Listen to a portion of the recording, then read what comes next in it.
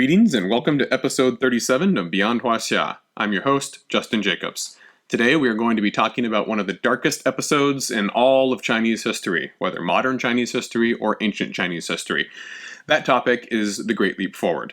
Now, the way that I approach the Great Leap Forward is I like to discuss the history of early Mao-era economics, all right? Or really, it's not even necessarily Mao, it's the economic debates of the 1950s. Okay? The Great Leap Forward is basically the catastrophic result over a debate about economic speed. How fast and by what means are we going to achieve communism? Because this is our first episode in which we are now past 1949 and on the mainland. So that means that the Chinese Communist Party has taken over power. They have kicked Chiang Kai-shek and the nationalists off the mainland. We already know now from previous episodes they went to Taiwan and we saw what happened to them there. And now we need to start talking about how are the communists going to rule the mainland. Okay? Now, the communists have some big ideas. All right? They come into power and they have some really radical big ideas about what they're going to do with, Chinese society, with the economy, with culture. Okay? So let's talk about these today. All right? Let's talk a little bit about the basic principles of socialist economic theory. All right. The goal of socialism, as you may have heard before, is to achieve equality among all members of society. All right. Eventually, way off in the future. And the socialist critique of capitalism says that the problem with capitalism is that it's too individualistic. Okay. Capitalism creates a surplus, and that surplus enriches individuals. It does not enrich the state. Okay, because it does not enrich the state, just individual people are able to accumulate an obscene amount of the surplus that a capitalist society can produce. And that's not good for everyone, all right? It's only good for this tiny minority, this tiny percentage of people who have control over that surplus, all right, the 1%. It also says that the problem with capitalism is that it has a market that is too chaotic, all right? Again, because the surplus that capitalism produces doesn't go to the state, it's sort of, it's this chaotic inclusion of so many different types of actors, private actors, government actors, setting of interest rates, all this sort of stuff, stock markets, is that it's very chaotic. The market is very chaotic, and this leads to an inefficient investment of the surplus, an inefficient investment of capital. If you let the state have control over all of this capital. All right, if the state could nationalize certain types of markets, agricultural markets, okay, investor markets, then they would be able, in theory, again, all of this is in theory, trust me, as we're going to see, almost everything that the communists want to do is in theory. If the state could have control over all of this surplus and all of this capital, then they could rationally sit down and figure out the best way to invest it without all the inefficient waste of the chaotic capitalist market. Okay? And the third problem is that capitalism has winners and losers. Okay? Sort of like that individualistic thing. It has winners and losers. The winners create gross class distinctions between different economic levels in society, okay? And they harness, or you might say exploit, the productive powers of everyone else for themselves. And in a place like China, this sort of winner who acts as a parasite on all the other, majority of the population is going to be identified as the landlords, the rural gentry. All right, the people who really don't engage in any sort of work whatsoever, they live off the rent that their accumulated land allows them to bring in an income from. And as a result, you have 98% of, an entire county of 1 million people who are working every day, backbreaking labor. And most of that wealth goes to the 1 or 2% who are landlords, who essentially just sit back and collect rent. All right, it creates a parasitic class. How is socialism going to change all this? Well, first, socialism, in theory, is going to put all private property and wealth under state stewardship, state ownership. It's going to nationalize everything. And when I talk about nationalism here, nationalizing here, this is not the same as nationalism. Nationalism is this ideology in which you identify first and foremost with the nation, this abstract, collective, homogenous nation that you are supposedly a part of. All right? nationalist ideology is ubiquitous throughout the world in the 20th century. Okay, to nationalize something in a socialist or an economic sense means to hand over control and ownership of this product, of this capital, to the government. And then the government, in theory, on paper, rationally decides how to allocate these resources, how to invest them, how to run the economy. All right, so socialism is going to take all private property and wealth, get rid of this chaotic market, get rid of the parasitic, individualistic 1%, put all that stuff under state ownership, and then two, it's going to concentrate these resources in a planned economy. One of the things that you see over and over again with the Soviet Union and with Communist China is the creation of these 5-year plans. All right, the 5-year plans are a quintessential communist state tactic in economic planning, in which a bunch of economic planners get together and they hash out a huge book-length plan on how we're going to invest all the capital that we have. Okay, we've taken all the property from everyone in the entire country. Now how are we going to allocate this and invest it to best benefit the needs of the people and the needs of the state as we, the Chinese Communist Party, see it. All right, it's our interpretation of what's in your best interests. All right, and so you just hope and pray that we have no selfish or corrupt intent here, and that we're not normal human beings with all of our shortcomings and foibles. We are supermen, and we will absolutely allocate this in accordance with your needs. All right, not my perception, my selfish perception, or whatever of what I think you need. Okay, and then 3. The socialist state will also engage in large-scale production because we've taken over everything, and because the state now collectively, in organized, rational, scientific fashion, that's the idea behind this. This is all supposed to be scientific. Okay, we're using the best scientific new practices to analyze the economy, analyze the resources at our disposal, and then we're going to reallocate them and reinvest them. And because this is so rational and scientific, okay, we can engage in much larger scale production than before. Bigger is better. Okay, that's the idea here. And because most socialist nations are generally poorer than the advanced Western capitalist, sort of first world nations, they want to catch up really, really fast. Okay, so bigger is absolutely better for them. If you can do something bigger and faster, then that's absolutely what you want to do. Okay, because you want to reach military economic parity with those most advanced powers as soon as possible, or they might invade your country again one day and you'll become their colony. All right, now, amid all of this, what is the role of the Communist Party, whether it's Chinese Communist Party, Russian Communist Party, whatever? The role of the party. The party says that it embodies the will of the producers. Producers supposed to be proletariat, all right, the urban workers. All right, that's who the producers are supposed to be in classical Marxist formulations. In a place like China and Russia as well, here's one of the ironies that we're going to see, is, the revolution took place in overwhelmingly poor agrarian countries. Okay, so most of your producers are not going to be urban workers in factories. They are going to be rural peasants. Okay, so the party says, we embody the will of rural peasants. We know what you want, and we know how to get it. Okay? We will reinvest the surplus of our economy in an equitable manner and in the interest of the people. Footnote, go down to the fine print. What is footnote number 1? The interest of the people as interpreted by the party.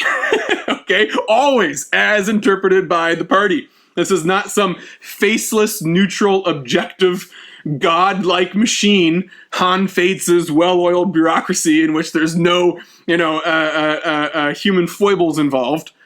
These are people who say, I represent the will of the party. I represent the rational, scientific, analytical capabilities of the party. And that's how I'm going to divine, calculate what your interests are. Okay? You see, this is sort of a convenient rhetorical trap here.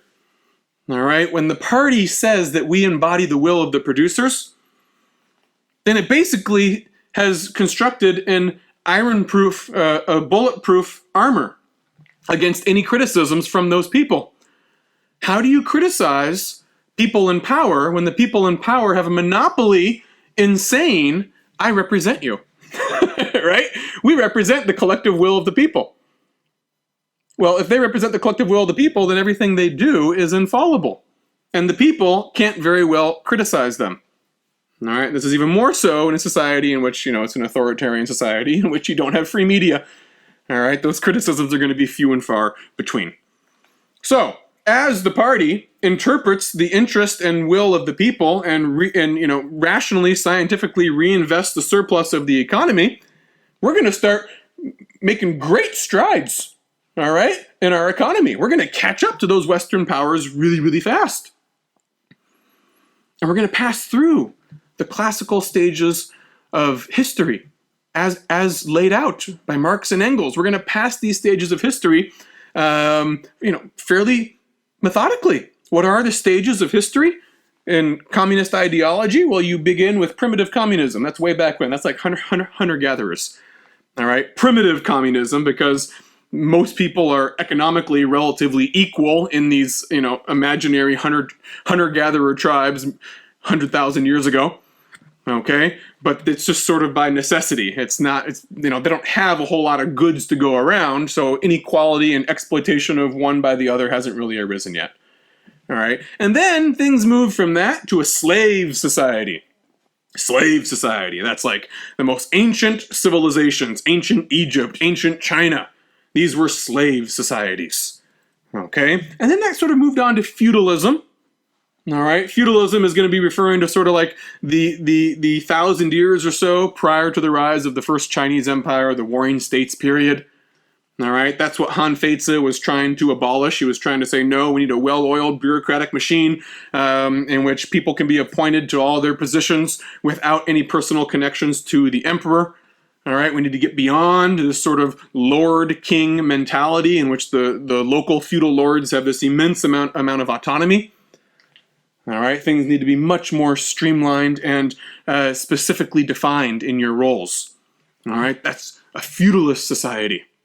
And then from feudalism, you move on to capitalism. From capitalism, you move on to socialism. And from socialism, you finally move on to heaven itself, communism, a communist society. When you reach a communist society, you have no social classes. The state withers away. There's no state.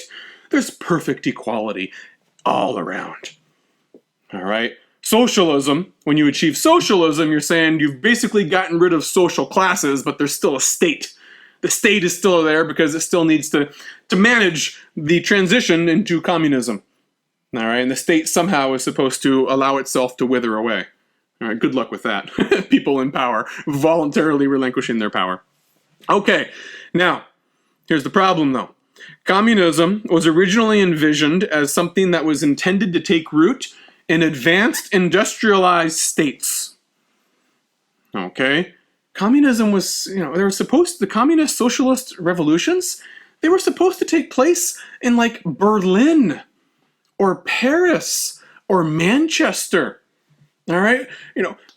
Dense industrial urban economies with gritty working environments in which you have a large number of proletariat, urban factory workers who have some sense of education, not a whole lot, but they have some, and they're being exploited, and yet with the insights of a communist leader, they will be taught that you actually have more power than the boss at the top of your company. If the workers unite together, you'll realize you are the means of production, and if you rise up and seize control of the means of production, you can stop your own exploitation and redistribute in a more equitable manner all the wealth that you create.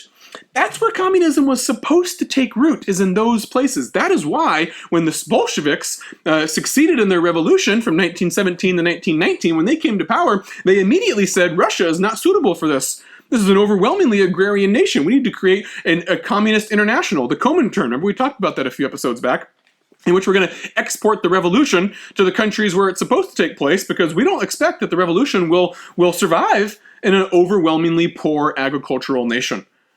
And they continued to agitate among places that had a true urban proletariat. And they also hedged their bets and tried to agitate in places like China as well.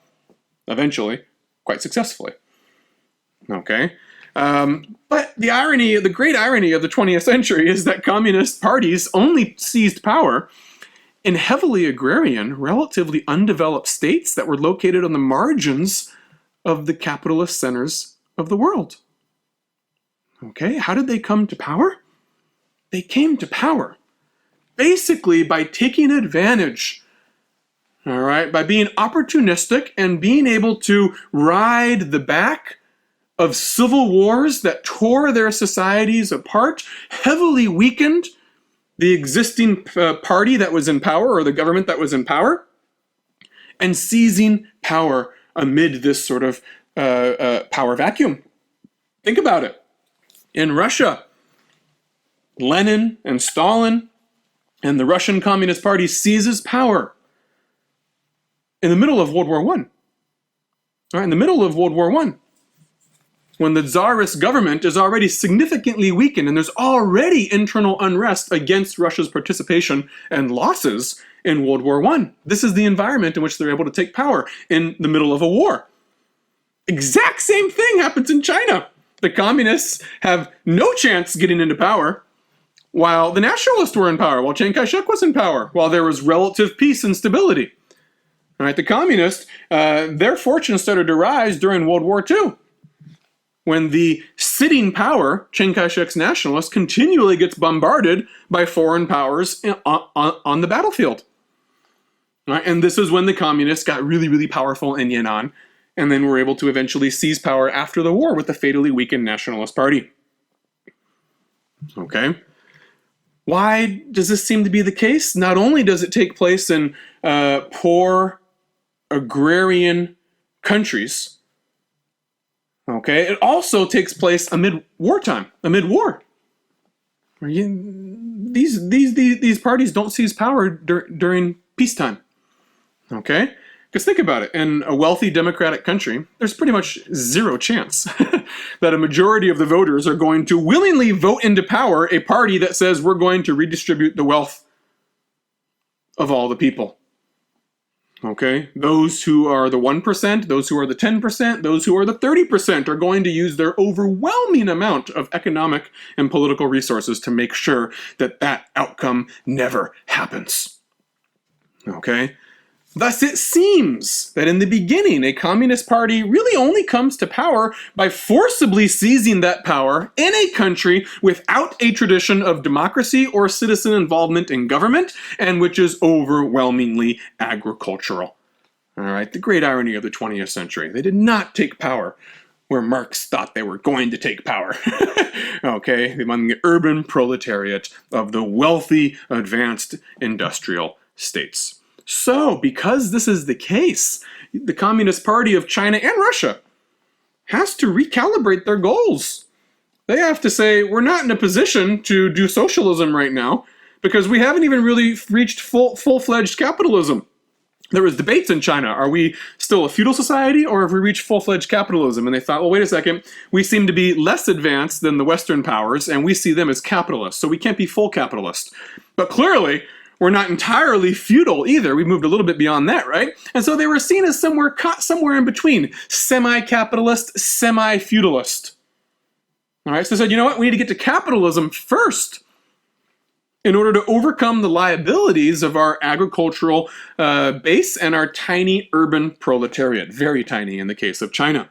In practice, this translates into the lopsided industrialization of the cities at the constant and tragic expense of the countryside. This is what's going to be happening in the first couple decades of a communist era that has taken power in a largely agrarian, peasant-based society. All right? The peasants are going to have to sacrifice. They're going to have to suffer. Okay? Because it is urban industrialization, it is urban factories that are going to enable the country to catch up with the most powerful states and prevent the recurrence of imperialism. Okay? You're not yet trying to achieve utopian equality for the peasantry. Another way of saying this is that until China reaches industrial parity with the West, anything that improves the material life of non-urban rural residents is something that detracts from the state's limited ability to play catch-up modernization to the powers that you fear are going to come back and bully you around again. There's a famous quote from a peasant that was studied by an anthropologist in the late 1970s after the Mao era was over and China was starting to slowly embark on reform. And there's this famous study in which one of the peasants tells the foreign anthropologist, he says, yeah, we achieved equality in the countryside during the years of Chairman Mao, but we didn't achieve rural equality by raising the standards of living to a higher level and then everyone was at the same level of living. We achieved rural equality by bringing the standards of the top rural residents down to a level of poverty with everyone else. All right? That's how we achieved equality. Because the countryside, the peasants, all the wealth is going to be stripped away. And the inequality will be stripped away as well. But not in the sense that we might think of. All right? The living standards of everyone will be lowered. And then all the surplus will be taken away by the state, leaving just a bare minimum of food and resources for the peasants to survive. Communism in the 20th century will not be kind to peasants, whether it's in the Soviet Union or whether it's in China. It's going to be very, very unkind because the priority is capitalist development in the cities. Okay, if you want to have any chance of surviving the first decade or two of a communist state, you better live in the city. And even then, it's not guaranteed because there's going to be so many goddamn political campaigns. Sooner or later, you're going to fall foul of one of them. Okay, so what all this leads to is what we might call inverted rural priorities of these communist states, especially in China, a backward communist state. What they're going to focus on is something called primitive accumulation. Remember that term, primitive accumulation. This is the preeminent economic strategy of the 1950s. This is how China is going to catch up with the industrialized countries of the world in spite of its peasant background, its peasant economic base. In spite of that, what is primitive accumulation?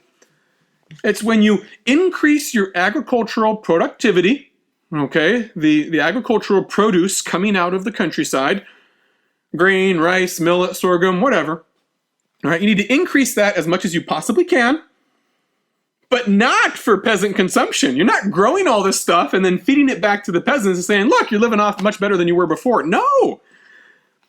You grow as much as you can in the countryside, as much as humanly possible, heck, more than is humanly possible. Then you take that surplus, you take it away from the countryside, you do not put that into the mouths of your peasants, and you sell that surplus on the international market for cash. Then you use that hard-won cash to invest in urban industrial infrastructure. Okay? Shouldn't surprise us to learn that most of these communist states, they don't have too many foreign friends. All right, the advanced capitalist nations of the world are quite hostile to communist parties, if you've never noticed before. And they're not all that willing to give them huge loans, invest in their economies. They're quite scared, actually, and they think, if I put my money in that country, it's going to disappear. I don't trust them. And they're hostile to everything we stand for. So it's hard to get capital for investment in these early communist states. Okay, and when China comes to power, they think, oh, the Soviet Union is our friend, that they're going to invest a lot in us. No, they don't. Mao travels to Moscow in 1950 and has a very cold reception by Stalin, comes back and is very upset to learn that the Soviets are only going to give him peanuts, barely any money whatsoever to invest in their economy. It's like, well, shit, we're on our own again. I guess we're going to have to do this all by ourselves. Okay? Primitive accumulation is how you're going to do that. That's how you're going to raise cash in an environment where all you have is a huge, endless expanse of rural farmland. Okay? Sell that agricultural surplus on the international market for cash. Use that cash to invest in urban factories. And then those urban factories will produce the missiles, the tanks, the planes, the steel, the bombs, whatever, the chemicals that you need to achieve military parity with the most advanced countries in the world. All right, this strategy will work quite well. It will allow the Soviet Union, despite having a vastly inferior economy overall, and inferior standard of living overall, Nevertheless, the Soviet Union will be matching the United States every step of the way in the race to space, and they'll actually beat them into space with Sputnik. Okay? China the exact same way. By 1964, China's tested its first nuclear bomb. Despite the catastrophe of the Great Leap Forward, it managed to put all of its resources, all of its eggs in this one basket. And yeah, we have achieved military parity, or at least enough military deterrent to prevent these advanced Western countries from ever thinking that they can, go to battle with us again and not suffer serious consequences. Think of North Korea today. North Korea has no earthly business being around, okay? And yet somehow they've managed to achieve not military parity, but a certain level of military prowess that makes it not eligible to be the next Iraq. We'll go into Iraq precisely because we don't think that they have a nuclear bomb. Okay, North Korea, there's no way in hell the United States is going to invade North Korea. Yeah, to be a North Korean peasant probably sucks royally. It's really, really miserable. But they used that primitive accumulation, and they managed to get the military trinkets and baubles that they need to keep the rest of the world at bay. Okay? All right, so here's the other problem, other complicating factor that we need to think about. You're trying to get to the full-fledged capitalism stage of history, according to the communist rubric. Only then can you consider moving on to the next stages of socialism and communism, regardless of whether or not you think these stages of history are legitimate. Even within the socialist ideology itself, there is a major problem with these stages. That is, according to Marx, graduation from one stage to the next of history is supposed to take many generations, possibly centuries. Centuries! Hundreds of years! That was imagined to be the case in the example of advanced Western countries. It took hundreds of years to go from feudalism to, full-fledged capitalism. And from full-fledged capitalism to full-fledged socialism, that's going to be another many generations, 100 years, 200 years. It's not going to be quick. It's not going to be in my lifetime. Here's the problem. The political careers of founding communist leaders last only 2 or 3 decades, if they're lucky. It took a long time to seize power. A lot of these men are no spring chickens anymore by the time they actually manage to seize power. Lenin dies within 4 or 5 years after taking power. Okay? Mao Zedong is already, let's see here, 1893 to... He's already practically 50 years old, I believe. I think he's over 50 years old, because he dies in 76, and he's 83, I believe, when he dies. Anyways. Okay? He's an old man. Okay? And he ended up living an extraordinary long period of time. Amazing. The habits this guy had, it's amazing Mao Zedong lived until his early 80s. All right? Much more reasonable would have been to assume that he's only going to make it into his mid-70s, which means, heck, he might only have 10, 15 years in power. All the men who were members of the Communist Party don't expect that they're going to have forever their entire careers to do. They had to spend so many damn decades just fighting to gain power. Who knows how long they're going to be in power? I say all this because they're very impatient. They're very impatient. They want to reap the fruits of their struggle while they're alive. It doesn't help. It doesn't help that they're all atheists as well, and they don't believe that there's any other life. So it's not like they can look down from heaven and say, oh, great, I sowed the seeds of socialist society 200 years in the future. Oh, wonderful.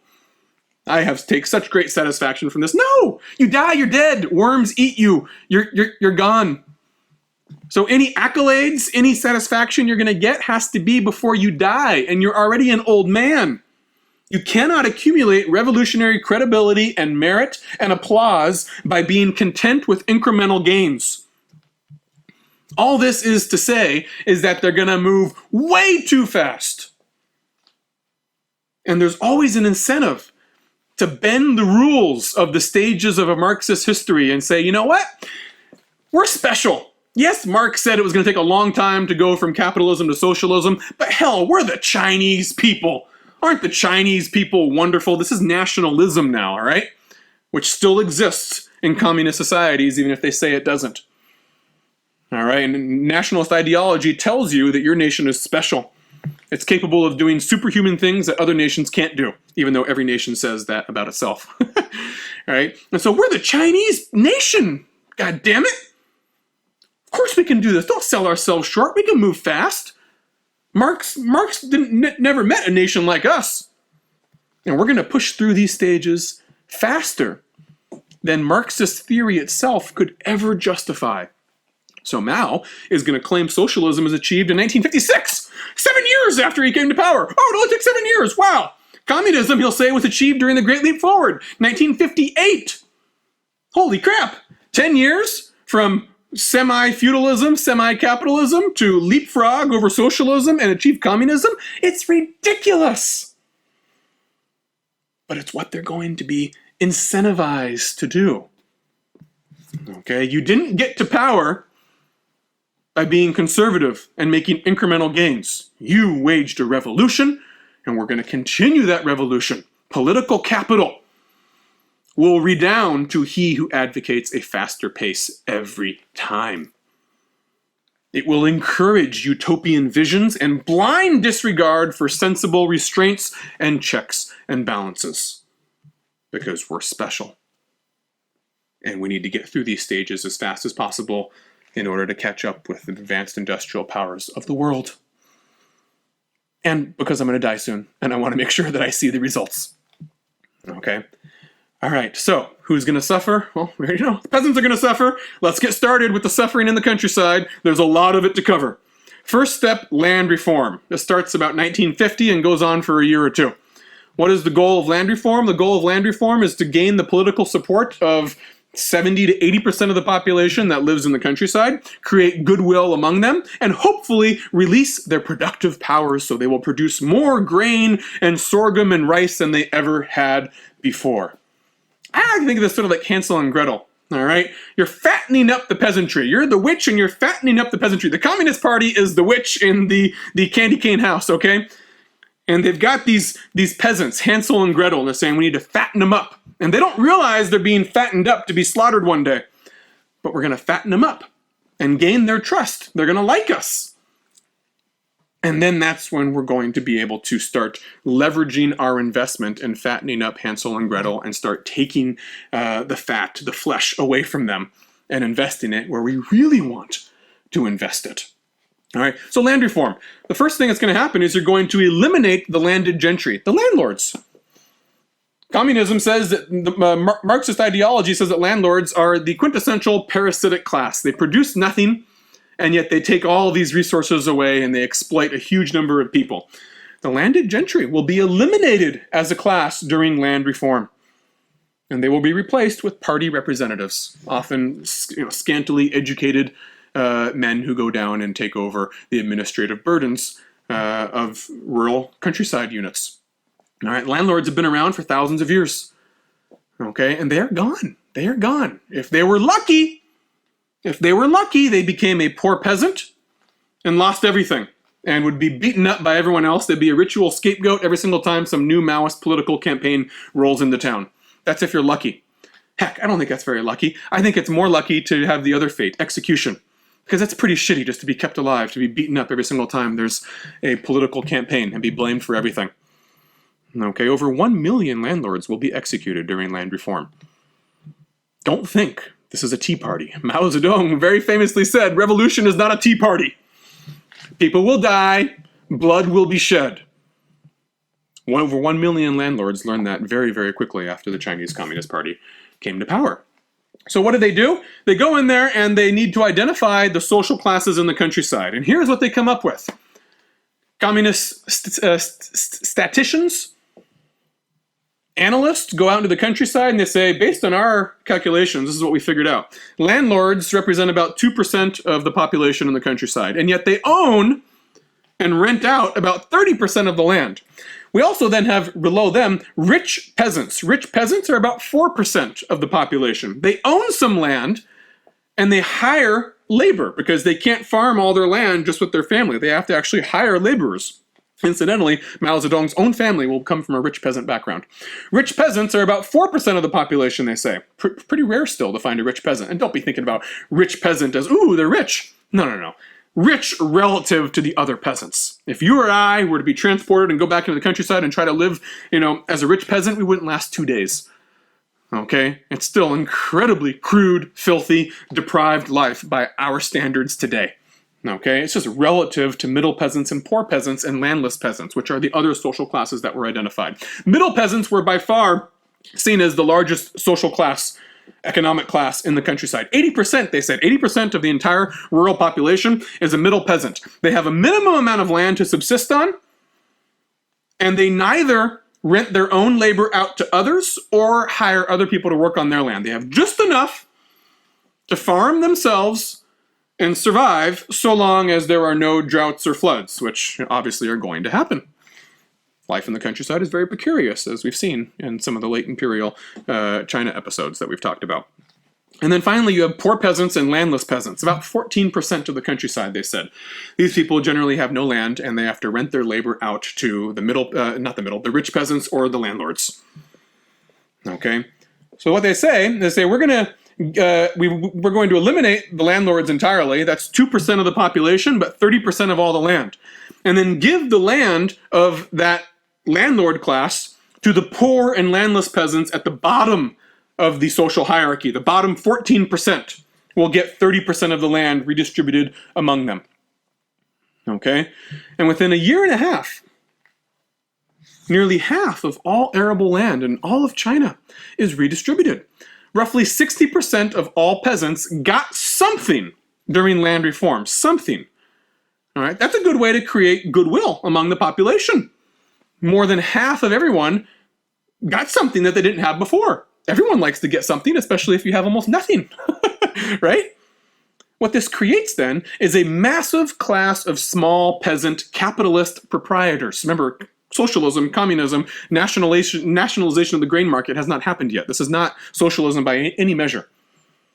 Okay? You are giving more capital, more resources to people who didn't have them before. That's it. That's all you're doing. And so for the first 4 years or so of the communist state, 1950 to 1953, this is often seen as sort of a honeymoon period for China's peasants. The party is popular. The country is at peace. There are no major rural disruptions. Most peasants now have their own farm or their own land to farm on. That's unprecedented. Okay? And they have the freedom to invest whatever surplus that they are able to cultivate out of their plots of land. They can reinvest that surplus as desired. They can reinvest it in the private market, in sideline industries. They can make candles, ropes, peanut oil at home, shoes, and sell them on the market and take that profit and then further invest in the wealth of their family. This is not capitalism. This is not communism by any means whatsoever. This is capitalism, and the peasants love it. Next step. Oh boy, next step. Time to implement socialism. Okay, you fattened up Hansel and Gretel. Now it's time to eat them. You need to achieve economic equality. At least that's what you're going to say you're going to do. Land reform was great for peasants, but only because it's not socialism. Peasants are making money and reinvesting in themselves privately. That's that wasteful individual surplus, not benefiting the country as a whole, benefiting individuals and their families. The benefits to the state are only as political investment in the future, creating goodwill among a large segment of the population that you're later going to be trying to exploit. Okay, the benefits are not yet economic to the state. The grain yield from 1949 to 1954, the yield of grain in China increases about 2.7% per year. 2.7% increase in grain yield. How much does the population increase over this exact same time period? 2.2% each year. Okay, so grain is outpacing population growth, absolutely, but only by 0.5%. That's it. It's good, but it's not great. And at this rate, it's going to take a heck of a long time to catch up with the advanced industrial powers of the world. Okay? Without some way of transforming agricultural production further, it appears that the natural limits of a peaceful countryside without natural disasters have peaked, have been attained. Peasant happiness, unfortunately, does not serve the nation's needs as those nation needs are interpreted by the Chinese Communist Party. How in the world is China going to get to the point of self-sufficiency in launching satellites, developing nuclear bombs, building railroads, building factories, laying down electrical power grids, exploiting oil fields? In short, how are they going to succeed at heavy industry? Steel, chemicals, metals, that is heavy industry. China's heavy industry in 1949 was less than the heavy industry rate of Russia in 1914, less than that of British India in 1947. So there's a lot of ground to make up. Very, very expensive. Heavy industry costs a hell of a lot of money. How are you going to pay for it all? You have no Western friends. You have very little Soviet investment. The answer? We've already talked about it. Primitive accumulation. Squeeze the peasants, sell all that grain abroad, and use the profit to finance industrialization in urban factories. Okay? So in 1953, the grain market is nationalized. You can no longer sell grain on the private market. You must sell all grain to the state at fixed, artificially low rates. This is the first major sign of discontentment from the peasants. They say, this is outright theft. You are taking our grain away from us. And many of them start to withhold their grain and sell it privately and risk, punishment if you get caught. Okay? But the state is basically saying, no, we're going to get all that grain, all that surplus, we're taking every last ounce of it at the lowest price possible, heck, below market rates, and we're going to sell it on the international market to get the cash we need to build a nuclear bomb. Okay? What most people want, all right, this is sort of the tension between these priorities. The state that feels like it has a grievance towards formal imperialists who have invaded their country, those sort of states are going to emphasize heavy industry, because heavy industry is how you create aircraft carriers and fighter jets and steel and chemicals and all that sort of stuff. The things that in the aggregate make you a powerful country vis-a-vis other powerful countries in the international arena. Okay? But what most people actually want is things that improve their daily lives, if you're not in the party, if you're not a policymaker, both in the cities and in the countryside. We want the products of light industry. That's the difference between heavy industry and light industry. Light industry, what is light industry? Light industry is, toothbrushes, toothpaste, toilet paper, soap, okay? Hygienic projects, bicycles, all right? Doormats, fans, whatever. Mosquito nets. All right? Those are the products of light industry. And they are the things that make our daily lives comfortable. Okay? Light industry, however, is seen as a wasteful expenditure by the early communist state that is playing catch-up modernization.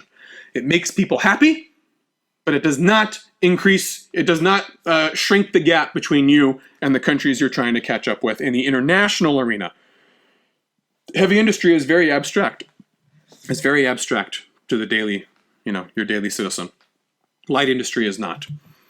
But heavy industry is where the communist state's going to go. The first 5-year plan from 1953 to 1957 reveals the PRC's state priorities. Okay, and it says we're going to have an overwhelmingly lopsided emphasis on developing heavy industry at the expense of the peasants. 89% of all state capital was slated to be invested in heavy industry. Okay? Zhou Enlai, Premier Zhou Enlai, one of the top figures in the Chinese Communist Party, openly says in 1953, you know what, the peasants are going to have to sacrifice temporarily for the cities. It's not going to be temporarily, it's going to be a long, long time for most of those peasants. Okay? So the peasants need to produce more grain for the state to take. What does communist ideology as applied to the rural sector tell the CCP to do? Eliminate the capitalist waste of individual profit. Work together, pool resources, produce more. Bigger is better. Okay, that's a shibboleth among communist leaders. Bigger is always better. So, the party starts off by encouraging gradual, voluntary transition to cooperatives, cooperative farms, cooperative farming units, co-ops. Right? Some of us are familiar with co-ops if you're of a hippie-ish disposition, or if you grew up in places where these things were, seen to be desirable. You may have frequented a co-op grocery store, okay, in which the idea is that all the people who shop there contribute some sort of resources to that co-op, keeping prices lower, and they have more of a say in the governance of this co-op and what sort of things that they're going to carry. All right, that's sort of the idea here as well, although they're going to take it to a much more insane level. All right, the first stage of these co-ops are referred to as mutual aid teams. Mutual aid teams. What is a mutual aid team? Remember, you're being encouraged to join a mutual aid team on a voluntary basis initially. This is all voluntary initially. It's not going to be later, but it is now. Well, a mutual aid team, you pool the resources of 5 to 6 households, and each person reaps the fruits of just what they put in. If you have more wealth and you don't feel like working, or you're older, and you have physical handicaps, you can choose to invest your economic capital. Hey, we've got some savings sitting around. All right, we'd like to invest some money in this co-op, but I don't really want to work, so I'm not going to work. I'm just going to invest my money. I have money, I'm going to use it. And someone else says, we don't have much money, but I'm a young, strong man and woman or whatnot. We're going to go out and work in the fields. Okay? And then you get to reap the surplus of these mutual aid teams based on what you invested. And I think if correct me if I'm wrong, correct me if I'm wrong. I don't know if you have the ability to correct me if I'm wrong unless you've studied this thing specifically. If you contribute money, you will be able to take a little bit more of the surplus than those who contributed labor alone. All right, so it's still unequal. It's still going to favor people who are already wealthier than others. Regardless, mutual aid teams are quite popular. Quite popular. 5 to 6 households, you're going to know everyone that you come together with. 5 to 6 households, they're not going to be strangers. Okay, and people like having the control over what they put in. I decided to put in my labor. I decided to put in 25% labor, 75% economic capital, cash. And then I get what I reap at the end. I feel good about that. And it was voluntary. No one forced me to do this. Mutual aid teams are quite popular. Okay? Then the next stage. Mutual aid teams, by the way, are before the nationalization of the grain market. The next stage, low-level cooperatives. Okay?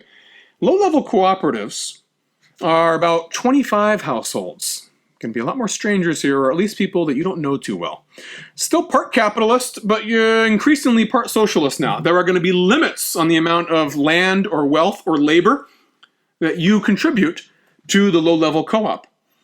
And the quota of labor is going to be higher. They're trying to balance out the inequality here between people who already have pre-existing economic wealth and those who don't. And they're going to say everyone, no matter how wealthy you are as a peasant, everyone now has to contribute X amount of labor. All right, you can't just fall back on your money and do no labor whatsoever. Okay? This is about as far as the peasants are willing to go on a volunteer basis. And even then, some of them don't quite like this. You're working with some strangers. You don't have complete freedom. Okay? And especially when the nationalization of the grain market hits, it hits around this time. The incentive to join any sort of co-op is diminished. Because what is the incentive anymore to try to produce more if you're going to be forced to sell that grain to the state at a fixed below market rate? Now it's after this, 1953, 54, 55, that you get increased pressure to join high-level, village-wide co-ops. Okay? The state incentive here is that it's easier to tax one large unit than lots of small ones. And larger units should produce more anyways. The peasants are told if you join these high-level co-ops, well, they're not being told if anymore. Now they're increasingly saying, you're joining this. We're all moving. This is the way of the future. Get on board sooner rather than later and be regarded more favorably if you are an earlier joiner to this enterprise. They tell the peasants, you know what, if we join these larger high-level co-ops, we will be able to buy for the village technology that would have been unheard of before. Tractors. Right? Tractors, that's the mirage that all peasants are going to be incentivized with. If we can get a tractor out here, imagine how much we could raise the productivity of the land. But can you buy a tractor all by yourself? Hell no. Can your neighbor? Hell no. Can 6 families together afford a tractor? Hell no. Can 25 families together buy a tractor? No. This is really expensive technology. Oftentimes has to be imported from abroad, maybe the Soviet Union. Okay? You need to get, hundreds of families, maybe an entire village is going to become joined into a co-op. And all of you are going to be contributing a high amount of labor and very little economic capital to this enterprise. And yeah, the state's going to take most of that surplus away, but we promise you, we will invest that surplus in tractors that will ultimately be in your best interest. So it's an abstract incentive. Some of the peasants are probably going to be able to kind of see this off in the future, and they do want tractors. They do want tractors, but it's also kind of abstract. It doesn't go back into your personal household, and for the time being, you're still poor. You're still poor. All right, now what we're moving towards eventually is we're moving towards the largest unit, which is the commune. That's where we get the idea of communism. And that's going to be an entire county, perhaps 100,000 people joined together. Okay, but we're getting ahead of ourselves. But that's where we're moving towards, all right? By 1955, peasants are not, by and large, joining the high-level co-ops voluntarily. Only 15% of all peasants in the countryside have joined a voluntary co-op, whether it's low-level or high-level. From this point forward, the debate is over speed, not goals. Everyone agrees on the eventual goals, at least among the policy-making elite. Everyone knows eventually we're going towards communism. The only question is that communism 300 years away, or is it 3 years away? Right? That's the debate. Most sensible, rational people in the Communist Party and the Soviet advisors, who, by the way, have already undergone land reform and collectivization, and they knew it was a disaster because they did it too fast, they're basically advocating a slower pace. Okay, they're advocating a slower pace. And they are encouraged to advocate this slower pace against Mao Zedong's wishes for as fast as possible. They're encouraged to dissent from Mao in the wake of the speeches against Stalin that Nikita Khrushchev delivered in private, but were eventually leaked to the rest of the communist world in 1953 when Stalin died. Stalin died in 1953. It enabled the end of the Korean War when he died, but it also started a process of what is known as de-Stalinization in the Soviet Union. And his successors began to criticize him. They said, you know what? It's okay to advocate ideas and policies other than what this authoritarian leader himself had been advocating. And in China, this has a very profound effect on many of the members of the Communist Party.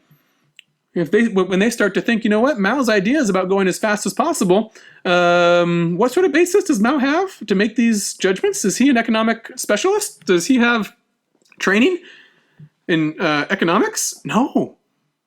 Mao doesn't know shit about economics. Okay, when he was young, he studied history and literature. He loved to read history and classical Chinese literature and the histories of various dynasties. Right? He's not an economist. In terms of policy making, Mao is probably one of the worst people you can imagine to be making economic policy. And so those people in the party who are saying, you know what, Mao's our chairman, he's great, he won the revolution, we idolize him, but should he really be in charge of setting the pace of collectivization and getting us to communism? And so this debate rages on. But Mao thinks in order to maintain his position atop the party as chairman, he needs to have revolutionary success after revolutionary success, because his only source of political capital, the only thing he can fall back on and say, I am truly an expert here and no one can argue about this, is when he's talking about a revolution, when he's advocating revolution, when he's advocating doing things faster and more impressively than anyone's ever done before, and overturning society, going beyond the limits of mankind's natural abilities. That's when Mao is alone at the top. He's peerless. No one can challenge him, because he just has to look back at his resume and say, who was responsible for leading the Chinese Communist Party to power against all odds over 20 years? It was me, not you. And no one's going to dispute that. So in order to maintain his relevancy, Mao has to advocate revolution. And in terms of economic policy, which he knows shit about, in terms of economic policy, it just means faster, faster, faster, faster. That is revolution as translated to economic policy in the countryside during the 1950s. So Mao suffers a little setback. Peasants did not want to voluntarily join low-level or even high-level or even low-level cooperatives. So the Chinese Communist Party convenes its 8th Party Congress in September 1956. And they say this so-called little leap, as opposed to the great leap later on, this little leap, it's kind of a failure, wasn't it? Okay, we need to roll back some of these policies. The peasants didn't like it. We need to recalibrate. They realized that, that we were fattening them up like Hansel and Gretel, and before the witch could throw them in the boiling kettle, they ran outside into the forest, and we got to capture them again. Not a good idea. So multi-village collectives were abolished, putting several villages together into one economic unit. That's not going to work. They abolished those. Said, okay, we're going to be less pressure to collectivize. And they promulgated a new second 5-year plan. And I said, all right, this time it's not going to be so overwhelmingly focused on heavy industry. It's going to be more of a balance between light and heavy industry. We're going to have a more moderated and gradual economic advance. It's a classic expression of what was by then a conservative, bureaucratic Soviet approach. This is a major victory for the party bureaucracy. Okay, at the party congress, they actually criticized Mao as saying he's made his first mistake since the Long March in the 1930s. Wow, Mao made a mistake. And they delete the importance, the phrase talking about the importance of Mao Zedong thought, Mao Zedong Sixiang, from the Constitution. Mao doesn't like this. He says, you know what they're doing? This is the result of de-Stalinization. Now, Mao himself hated Stalin. He thought Stalin always worked against him, never supported him, was always trying to support someone else against him, and then gave him the cold shoulder in 1950 when he went to Moscow, and gave China almost nothing in economic assistance after 1949. But even though he loathes Stalin, he admires him for his ability to accumulate an enormous amount of political power and be an incredibly strong dictator, which Mao wants for himself, obviously. Okay? And so this smacks of de-Stalinization. For the rest of his life, Mao is going to be working against what he sees as rivals who are trying to push him into the background. Okay? This is the central tension of the entire 27 years of the Mao era, whether it's cultural policy, economic policy, political policy. Okay? Mao is no longer relevant in an era of gradual economic advancement. His expertise was in waging revolution. He won. But now the revolution's over and our priorities shift to things that he doesn't know anything about. But he's not going to willingly give up all the power and adulation that he has accumulated over the past 30 years of his career. So he's going to force himself into economic policy and still try to drive the terms of the debate in his favor. All right, the Great Leap Forward, the Cultural Revolution, the roots of these things are all right here. Mao is livid in private after this 8th Party Congress. In November 1956, he says, some comrades think that everything in the Soviet Union is perfect, that even their farts are fragrant. Mao had a lovely, earthy way of speaking. He loved to throw in things and take pride in his own peasant backgrounds, even though he was from a rich peasant background and not a poor peasant background. And he often had very colorful ways of speech, farts and excrement and all these sort of things were littered throughout his quotes. But it's harder now for Mao to impose his will on the party. The little leap had failed. Khrushchev's speech had encouraged people to dissent from the preeminent leader of the party. How can Mao regain leverage in his own party? Well, the answer is the 100 Flowers movement.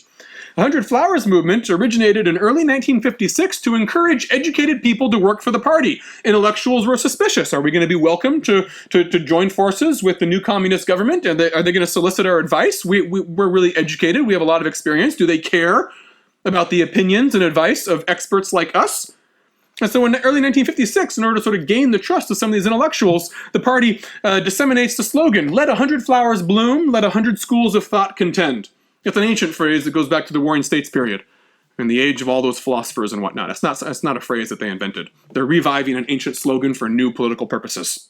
And the message was, the party condones intellectual freedom, come work for us. We need homegrown technical experts for national industrialization. It's a low-key campaign originally, and Mao doesn't have a whole lot to do with it.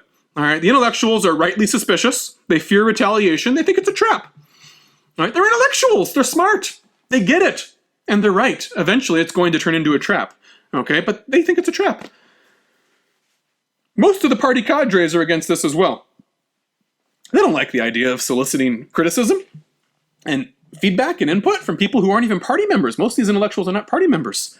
saying, why do we even have a policy like this? Why are we inviting outside members of society to give us advice and lecture us? That shouldn't be happening. Mao, in late 56, early 57, he's finding himself increasingly sidelined. He's livid at what happened at the 8th Party Congress in 56. He sees this campaign and he says, this is how I'm going to get back in power. He revives and injects more vigor into the 100 Flowers campaign, which was sort of moribund and on life support back then. Most of the party elite didn't even like it and they were trying to suppress it. And he says, you know what? We need to revive the 100 Flowers campaign. We need to make this a mainstream campaign. Give it a lot of publicity. Put a lot of our political capital behind it. Okay, he says, look what happened in the Soviet Union. Okay, look what happened in the communist world in Eastern Europe. In 1956, you had the uprisings in Hungary and Poland, and the Soviet Union had to send in tanks to suppress them. He said, you know why? Because there was no mechanism of airing grievances among the people. We're not all going to agree. We need to have a mechanism of letting people feel like their voices are being heard. So the 100 Flowers, he says, he's being disingenuous, by the way. He just wants to get the party on board. He says, 100 Flowers campaign will allow everyone to vent steam and will prevent another Hungary or Poland insurrection occurring in China. And so in March 1957, he goes even further and he says, and he gives a very famous speech, which is printed on the front page of the People's Daily, in which he says, let 100 flowers bloom, let 100 schools of thought contend. We want to hear from you, and there will be no repercussions. So a few wary intellectuals send some letters to the editors, write an op-ed, they're published in the papers, and Mao wants to encourage these tentative steps, so he approves, he defends the first criticism, says, yes, this is exactly what we want to hear. Whoa, well, the effect of that is huge. People say, wow, he's really genuine. He really does want to hear from us. Isn't this a wonderful guy? What's Mao doing? What is he doing? All right, I said he's being disingenuous. He absolutely is. He's a master politician. Okay, he's a horrible human being. He's responsible for the deaths of millions and millions of people. But hey, he's a master politician. You got to hand it to the guy. Okay? What he's doing is he's sidestepping formal channels of leadership within the party. He's trying to align himself with the quote-unquote the people, who the party claims to represent.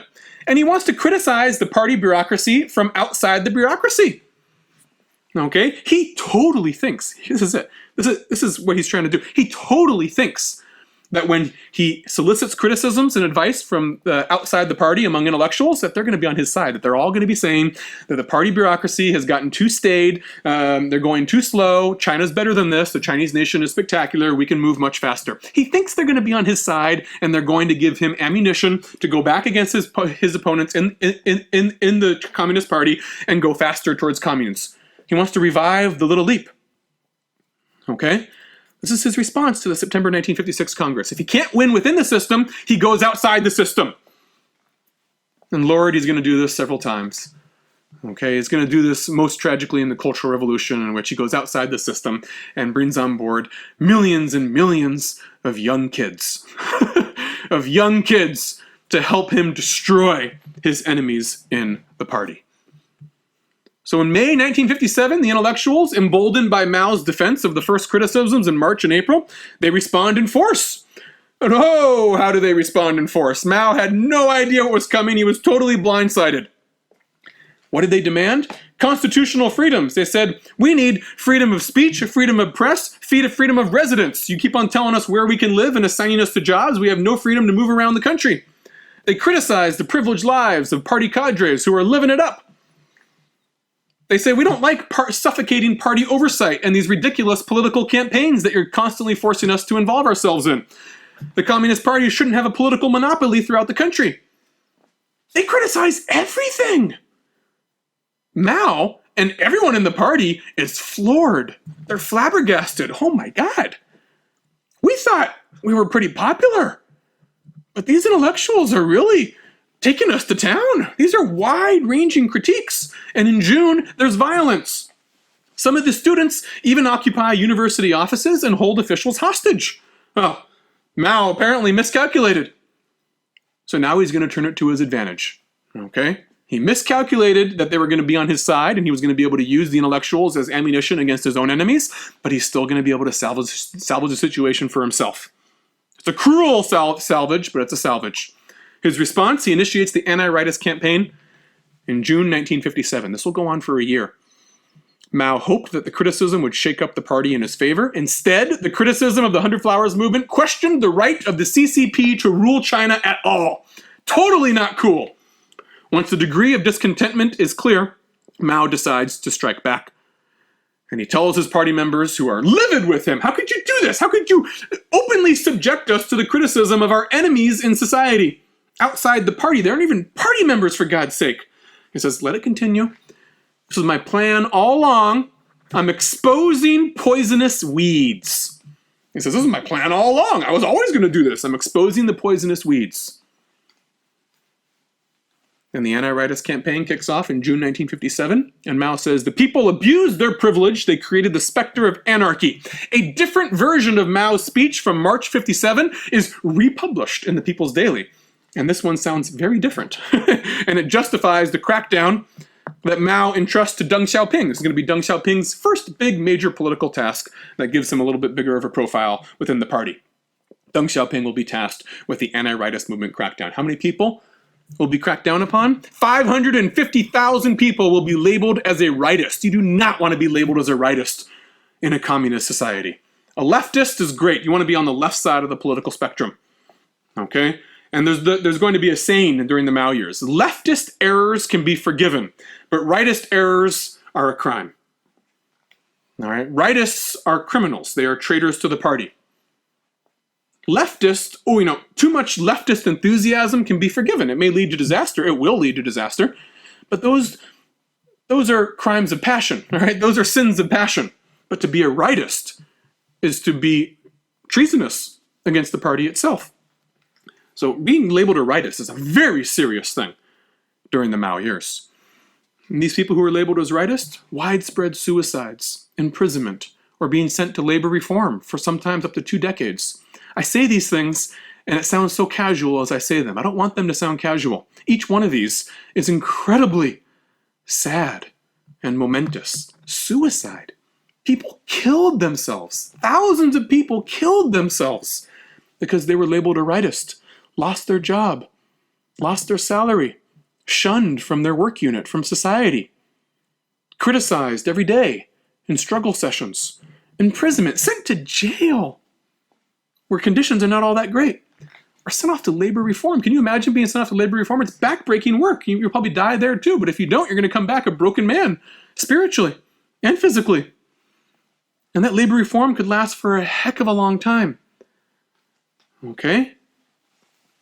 So here's Mao's perverse political genius, however. He then extends the crackdown to party cadres. Most of the party wanted him to embark on the anti-rightist campaign because they didn't like being criticized by people who weren't members of the party. But then Mao takes it one step further and extends the crackdown to party cadres. And he says anyone who criticized the 1955 Little Leap is now in trouble. You guys are 10 steps short of being labeled a rightist. Zhou Enlai, who always knows which ways the wind is blowing and is the ultimate sycophant to Mao Zedong, performs his own self-criticism instantaneously, saying that Mao is, quote, the personification of truth. Zhou knows which side his bread is buttered on, and he will never betray or cross Mao. 1 million party members are going to be attacked in various forms. This is, even though the 100 Flowers movement and anti-rightist campaign initially began outside the party, Mao moved it toward the party and used it to attack his own enemies, and thus achieves his goal. He steps out of the party and uses criticisms to be directed back at the party.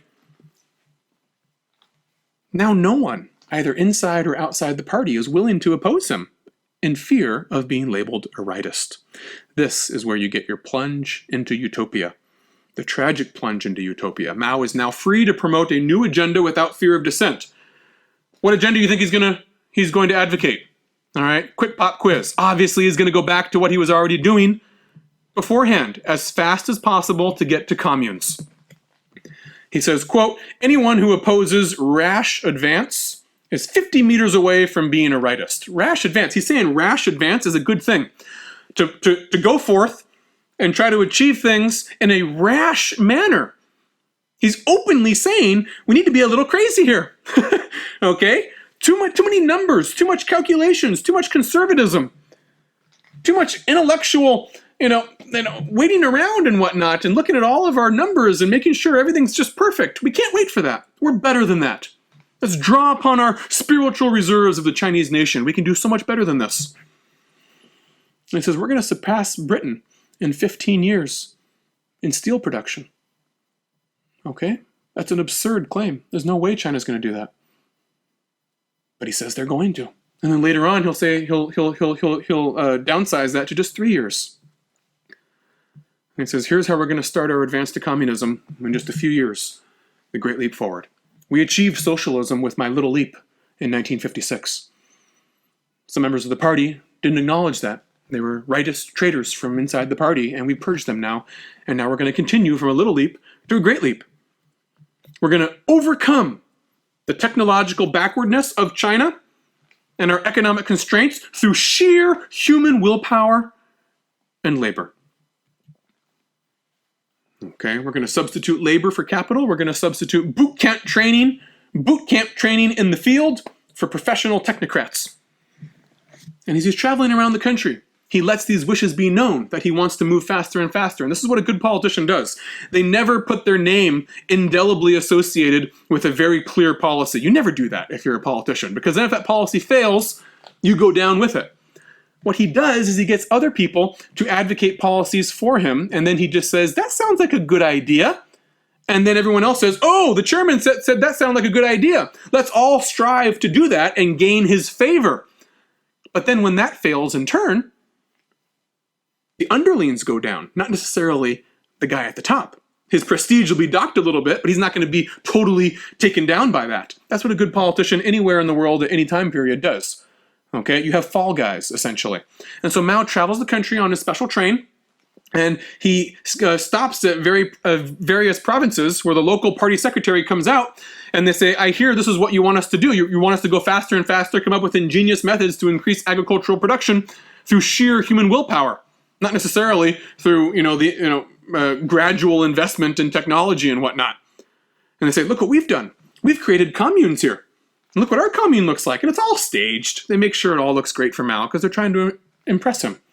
And Mao, one of these places, stops by and he goes, Renmin Gong Shi Hao, although he says it in his Hunanese accent, which I can't really reproduce for you here. Basically, translation, people's communes are good. That quote, Renmin Gong Shi Hao, gets reproduced on the front page of all the newspapers. And suddenly, all the party secretaries saying, oh, people's communes are good. We need to create communes. That's what Mao wants to see. I don't want to be labeled a rightist. I don't want to be purged like everyone was purged in 1957. Let's do whatever we have to do. And they pool all the resources. These communes sometimes can be 100,000 people, 1 million people, a whole county put together, all resources pooled together. They create communal dormitories, mess halls, communal nurseries. They say we're going to free the women so they can work in the fields and men can work elsewhere. So men won't be working in the fields. Bad decision. And they take the entire labor workforce of men, take them away from the fields and put them on building these huge dam projects or irrigation projects in places that have no business having major irrigation projects being built and where it's going to fail. Why is it going to fail? Because you don't have anyone who knows what the hell they're doing. Because everyone is an illiterate revolutionary cadre who is trying to overcome the natural constraints of nature, not by your education, but simply by sheer will. It's not going to turn out well. It's not going to turn out well. And all the parties start to release statistics to encourage what they refer to as human Sputniks. Human Sputniks. And they say, our projections for this year, based on having pooled together all the resources in our province, are, through the roof. We're going to produce X amount of grain. That's twice as much grain as we produced last year. The next county will say, we're going to produce 4 times the amount of grain. And not only that, we're producing 4 times the amount of grain that we normally produce, even while we've taken all of our men out of the field and had them working on dams that are going to help us irrigate our crops even better. Mao says, hey, why don't you guys plant 2 crops of grain instead of the 1 crop of grain that you already do? Now, the only people, the guys who know what they're actually doing say, well, actually, the soils here, unless we get new technological chemical fertilizers, the soils here don't actually support 2 harvests in a year. Well, that person gets labeled a rightist. The guy who comes in and says, hell yeah, we can do that. We can do 3 crops a year. that's the guy who gets promoted. All right, you can see the snowball effect here. People are working all day long, 18-hour days. They work through the night. They say, how are we going to catch up to Britain steel production? We're going to create backyard furnaces. Everyone create a furnace out in the countryside, and all the metal, your bed frames, your door handles, your pots, your pans, throw it into the furnace, and that's going to be another way. By sheer human will, we're going to be able to catch up with steel production. This is a disaster. All that results is totally useless pig iron. And then you've lost all of your pots and pans and everything else that was made of metal. The massive irrigation works and dam projects all fail. They all fail. Okay? The worst part of it all is that the leaders in Beijing and Mao, they believe the false numbers. They believe the false projections because they want to believe them. He needs to believe them. He staked his entire policy-making initiative on this success of the Great Leap Forward. So here's the tragedy. They believe the false numbers, or they want to believe the false numbers, and they continue to collect grain in accordance with the new numbers that are being falsified. Okay, that's where the big tragedy is going to occur. And when the state comes in and collects the grain in accordance with what you said you were going to be able to produce, what's left for the people to eat? Almost nothing. Because who is going to tell the grain collector, you know what? It was all a big lie. We totally failed. We have nothing to give you. Not the party secretary. He's going to give what he said he was going to give, or as close to it as he possibly can. Peasants be damned. And that's exactly what happens. And oftentimes, because you've had all the men taken off the fields, off on these ridiculous, massive irrigation projects and dam projects and whatnot, much of the crop lied spoiled in the field. There was no one left to harvest it. Yeah, sometimes the women went out and did it as well, but there were also a lot of work that they had to do, and they got drawn away on other things as well. And this is unbelievable tragedy. The harvest was just fine in 1958 and 59. And yet, no one had anything to eat all of a sudden. The grain rotted in the fields. And that which did not rot in the fields was taken away by the state grain collectors for primitive accumulation to sell in the international market. And so people start dying, starving to death as the state is selling grain on the international market. And and the peasants know that this isn't working very early on. And they start, resisting. But Mao isn't able to see that resistance. Almost none of the top party leaders are able to see that resistance because the local provincial party secretaries don't want him to see it. And when they visit, they create model staged villages to make it look like everything is prosperous. And so in their defense, if we want to defend them at all, it's actually kind of hard for the top leaders to see what's going on. But why is it hard for them to see what's going on? Because they've created a political environment in which no one's going to tell the truth. So they still get blamed in the end. Okay? And, recent works, recent scholarship, people who have actually started to gain access to some of the archives for the Great Leap Forward, they found that it was brutal coercion in the countryside. Once the peasants realized this is total shit, this isn't working, you guys don't know what the hell you're doing, I don't want to do this anymore, and they started resisting, very violent coercion was used to force them to keep working. Whipping, stabbing, all right, imprisonment, beatings.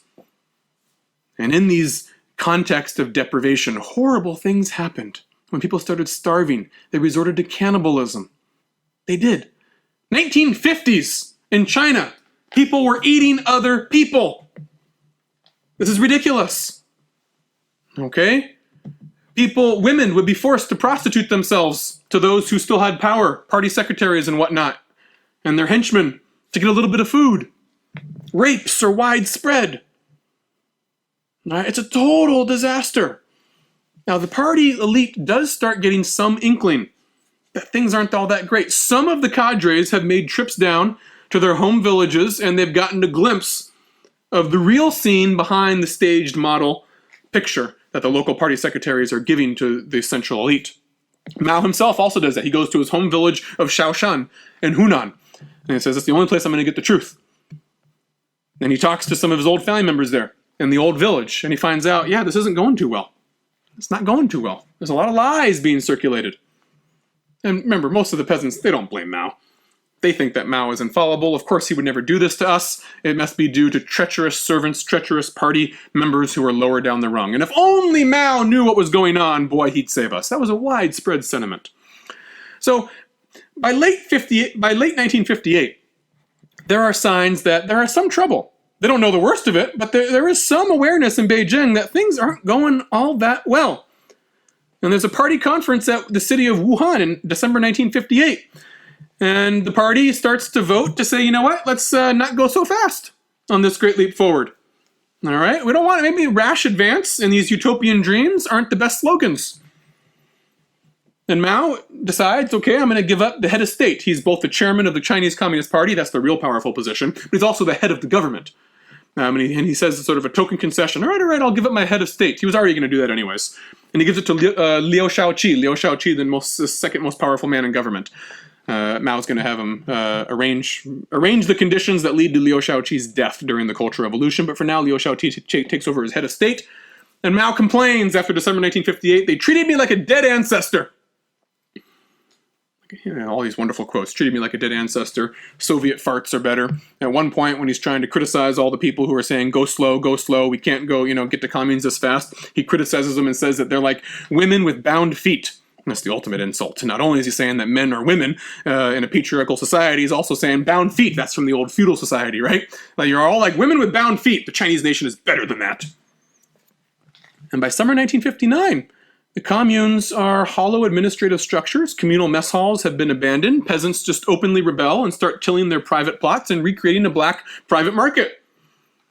The party is divided between Maoist radicals who are trying to curry favor with him and the conservatives, many of whom actually have some education in economics and know that this is a total mess. Some sort of crisis is clear to all.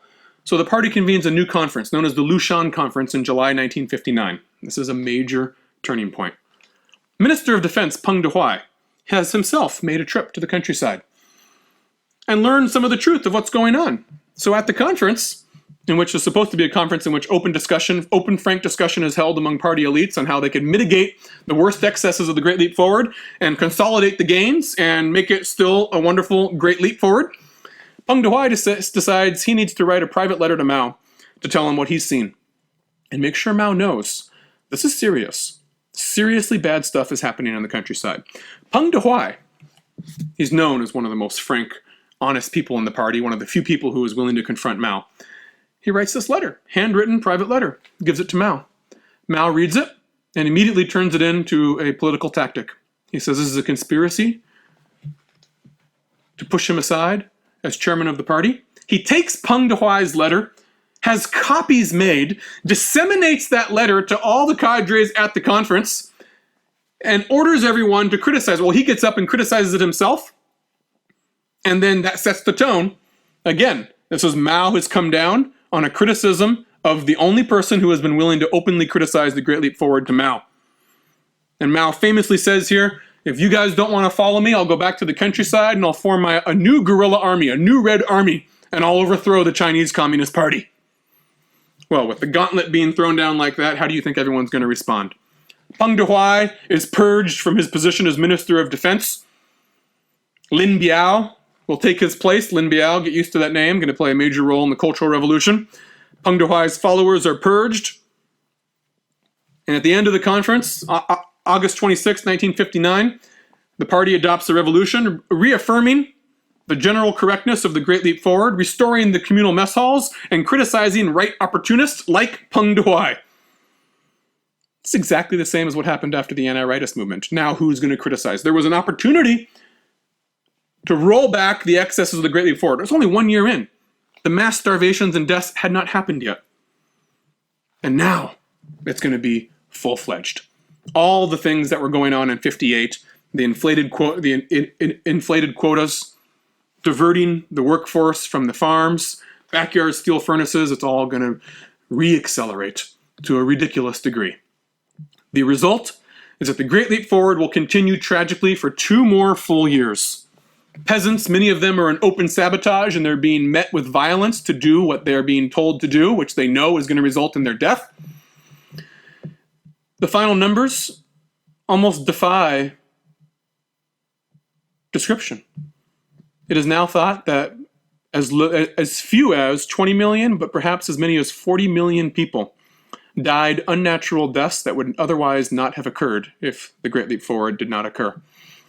Think of that, 40 million people starving to death. Do you know what a horrible way of dying that is? I don't think you do. I don't either. I've heard about it. None of us, I think, who are listening to this podcast have truly ever gone hungry or starved. We say in hyperbolic fashion, oh, I'm starving, but we don't truly know what it's like to starve. From all accounts, it's absolutely horrid. I have no idea what it's like. Even before I started recording this episode, I thought, ooh, I better wait and eat lunch first because my stomach's grumbling and this is going to be a long episode. So I had to eat first because I felt hungry. That's nothing compared to this. Nothing. 40 million people. This is the darkest period in the history of China, more or less. There were famines before. There were mass starvation events before, but they were natural. They were things that were created by nature. The tragedy of the Great Leap Forward is that it's man-made. It is man-friggin-made. And even to this day, the Great Leap Forward is a big blank spot in the official historical narratives of the Chinese Communist Party and the PRC. If you grew up in the PRC and you're listening to this, you did not learn about the Great Leap Forward in any substantive way whatsoever growing up. It may have been briefly alluded to as a leftist excess of Mao Zedong with some hardship and suffering that occurred, and that's it. Okay? You cannot publicly criticize the Great Leap Forward. The party has not and will not admit that it is responsible. Not only it, but Mao Zedong himself, the guy whose portrait that hangs from Tiananmen Square, is responsible for the death of 20, 30, or possibly 40 million people who did not need to die. And it's still a sensitive issue today. There is no single book, scholarly book, on the Great Leap Forward that uses archival resources because you can't get access to archival resources. It's a taboo topic. You can't even research it. Chinese scholars, foreign scholars, you can't research this topic. The only person who's managed to make any headway is a scholar named Frank Decoder. If you're interested in learning more about this, his book is called, I believe it's just called Mao's Great Famine. And he got some archival access, not systematic, not thorough, but he's got some. And that's where it's a real eye-opener, some of the stuff you see being admitted in the internal documents about the violence that was used, the horrible things that happened to peasants during the Great Leap Forward. Go ahead and get that one, Mao's Great Famine by Frank Decoder. All right, it's the best we got, though. Even that's not a thoroughly researched, systematic, archival study of the Great Leap Forward because such a study cannot be done. It will not be allowed to be done. This is in stark contrast to the Cultural Revolution. Cultural Revolution can be discussed today. It can be criticized, too. There are certain limits to that criticism, but you can criticize the Cultural Revolution. You can't do the same for the Great Leap Forward. Okay, next time, we will shift gears from economics to culture. Here's a little secret. The Cultural Revolution that most of you probably heard about from 66 to 76 was more about politics than culture. It really wasn't about culture. It was about politics. The real Cultural Revolution occurred in the 1950s, same time period we were talking about in this episode. But since the phrase Cultural Revolution will make everyone think of the more famous fake Cultural Revolution, which was really more about politics, we need to call the real cultural reform of the 1950s something else.